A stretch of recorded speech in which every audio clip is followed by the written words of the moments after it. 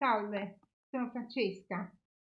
Vorrei presentare questo libro che ho scritto recentemente per festeggiare la fine dei miei 33 anni di professione.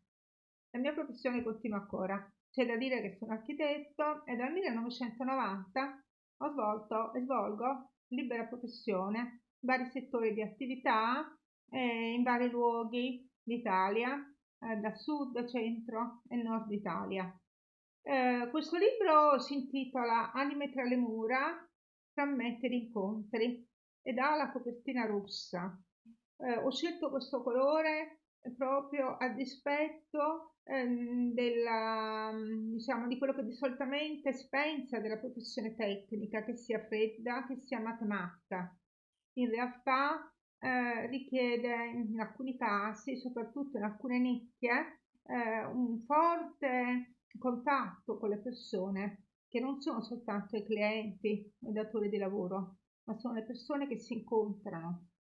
In copertina abbiamo anche una foto delle mura, le mura di sassi.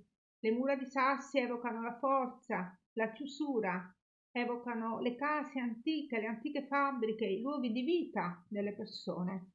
In effetti questo libro racconta esperienze vissute, reali, vissute dentro le case, a contatto con le persone.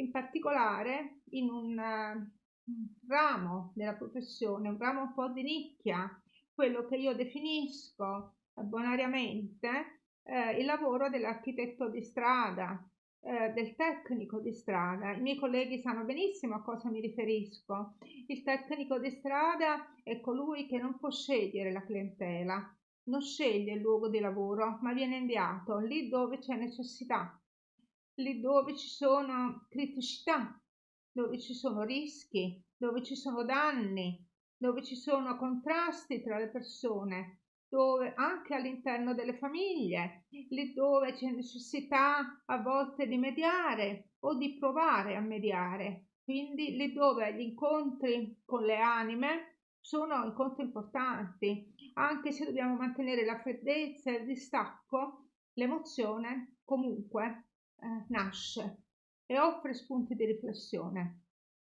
Quindi questi racconti sono 16 e si svolgono in vari luoghi d'Italia, in contesti molto diversi, geograficamente, morfologicamente. Si passa dalle realtà metropolitane alle realtà urbane, ai piccoli paesi, alle realtà rurali, di montagna, di pianura, di pedemontana, di mare, di isole, c'è un po' di tutto. Ovviamente ho fatto una scelta perché in tanti anni di professione il cassetto di incontri si riempie, soprattutto in questi incontri che io chiamo di strada. Ho scelto di raccontare le esperienze più clamorose, più strane, alcune anche molto simpatiche, altre che invece fanno riflettere. E a conclusione di questo libro ho voluto fare una considerazione che ci può far sorridere. Perché sono 16? Allora, innanzitutto gli anni di lavoro sarebbero 34 e avevo scelto di raccontare 17 racconti. Il 17esimo lo avevo ma non l'ho inserito perché 17 nella smorfia napoletana è un numero evocatore di disgrazie. Ho messo il numero 16 che viceversa è un numero che dovrebbe portare fortuna, abbondanza, benessere, tutto ciò di cui noi professionisti di strada abbiamo molto bisogno oggi, in questi tempi. E poi ancora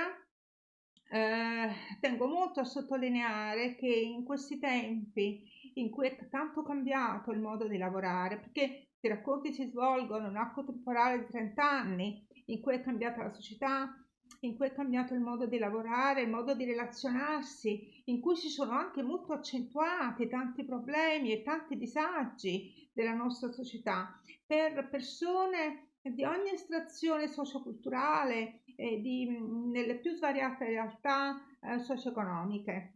Quindi anche in un momento come questo, in cui il lavoro è diventato tanto lavoro da remoto, tutto in digitale, un lavoro in cui il contatto con le persone è minimo, è ridotto veramente al minimo, al momento del sopralluogo, al momento dell'ingresso nella casa, nel momento in cui ci si guarda in faccia con altre persone e il momento in cui ci si guarda un attimo intorno, svolgendo velocemente il lavoro tecnico, anche in casi di profondo disagio. In questo caso io tengo molto a concentrare l'attenzione sull'aspetto umano.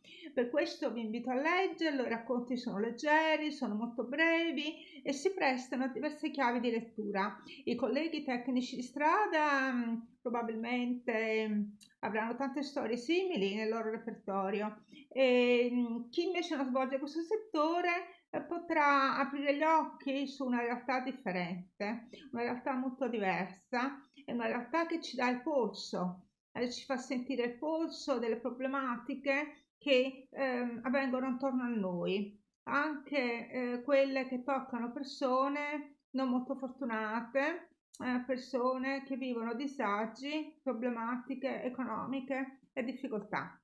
Comunque alcuni racconti sono anche molto allegri, probabilmente susciteranno risate. Alla fine dei racconti ci sono delle illustrazioni in bianco e nero che non si riferiscono ai luoghi in cui sono avvenuti i sopralluoghi, ma si riferiscono all'architettura in genere, a quella che alla fine resta comunque la bellezza delle fabbriche, degli spazi, in ogni senso e soprattutto in relazione allo spirito di coloro che li hanno edificati e di coloro che li abitano. Allora vi auguro buona lettura e spero che sia gradito. Grazie.